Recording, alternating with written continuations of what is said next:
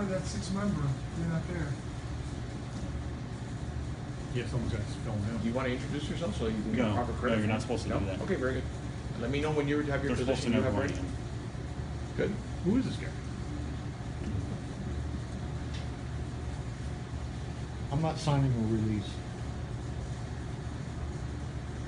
What a diva. He'll understand. I work with firemen, I hope. Do you like to run? What if I told you there was a way to run that was more efficient, caused less injuries, and was a faster method of running? There is such a method. It's called the pose running method. I've been running instructing the pose method for over 10 years. I've noticed an increase in performance not only for myself, but also in the athletes that I train. Pose running can improve your performance, and it's going to prevent common injuries. So we will discuss today what the pose method is, how it can prevent these injuries, and how it will improve your running performance. So let's begin by discussing the problem with traditional running. So everybody can run, but very few people have ever been taught to run with technique or with skill. Most people run unnaturally or on poorly designed bubbly footwear that is designed to mitigate heel striking or heel impact. So according to a recent survey by sports watch company Timex, running is America's favorite exercise. Americans prefer short solo exercises that they can do on their own, and they prefer low skill movements such as running. Second behind running was weightlifting, and then third was spinning classes.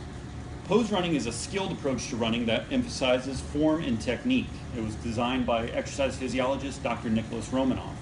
In pose running, there's 3 different phases or positions. We have the pose, which is a forward lean with the leg pulled up.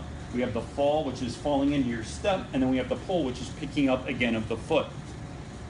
So in this method, we're using gravity to our advantage to allow greater efficiency through a forward lean by falling into our step as opposed to reaching out and grabbing our next step. So traditional heel toe running, where we reach out and grab our next step, causes repetitive impact that leads to injury. By heel striking, we've now taken the ankle out of the shock absorption equation. It is no longer there to pronate naturally and absorb our impact. We're taking the entire impact through the heel, leaving only the knee and the hip to absorb that impact in the vertical plane. So the pose method provides better efficiency and improved performance by using gravity to our advantage as opposed to fighting gravity. So not everybody agrees that pose running is the best method. Some believe that pose running is not the most efficient and that is not a natural way to run. According to a study done at UCT University on 8 competitive level triathletes, they found that over a 12-week period, triathletes that tried to transition to a pose running method saw a decrease in efficiency. Their O2 consumption went up and their stride length shortened. Those are factors that are determined in track athletes to be benchmarks or levels of performance. And what I would say to that is that those people were not studied long enough. 12 weeks is not long enough to transition completely to a pose method of running. Those were established athletes that already had ingrained certain movement patterns, and the stride length will actually naturally shorten in pose running. So those are intended results of the pose method.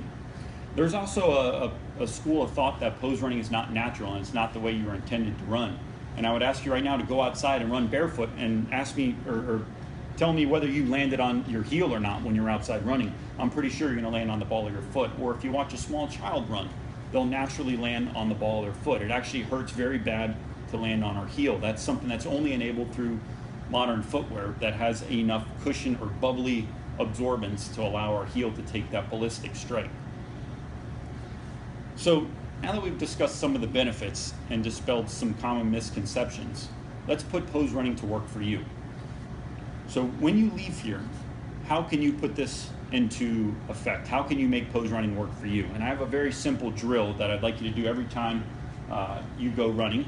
And that is very simply, before you can do a simple warm-up drill by placing your hands against a wall, fingertips on the wall, and then going down to your palms. You've now established a 5-degree forward lean. In that 5-degree forward lean, pick your knee up in front of you. That is the pose position. The fall is your next step. So in this position right here, you will pick your knee up and you will fall forward and run in place, landing on the ball of your foot. So it's a simple warm-up drill that runners can use to re-emphasize landing on the ball of the foot. It warms up your hamstrings, it warms up your ankles, knees, and hips, and it also emphasizes that forward lean position so that you fall into your step using gravity to your advantage. Now we can review what we've learned and how we can benefit from pose running. We discussed what pose running is, how it can prevent injuries, how it can increase efficiency, allowing you to run longer and eventually faster.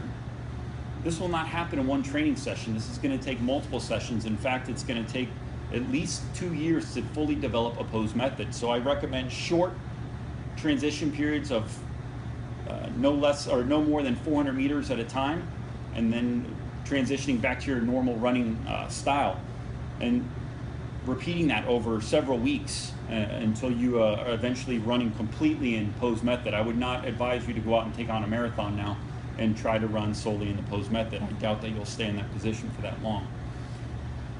So it's up to you to diligently use these pose running drills prior to every training session, and even on days that you're off day, you need to go out and warm up with it and use it as a skill reinforcement tool. So if you want to continue enjoying America's favorite exercise and doing it longer and doing it faster, try pose running. Where are we at? 6 minutes?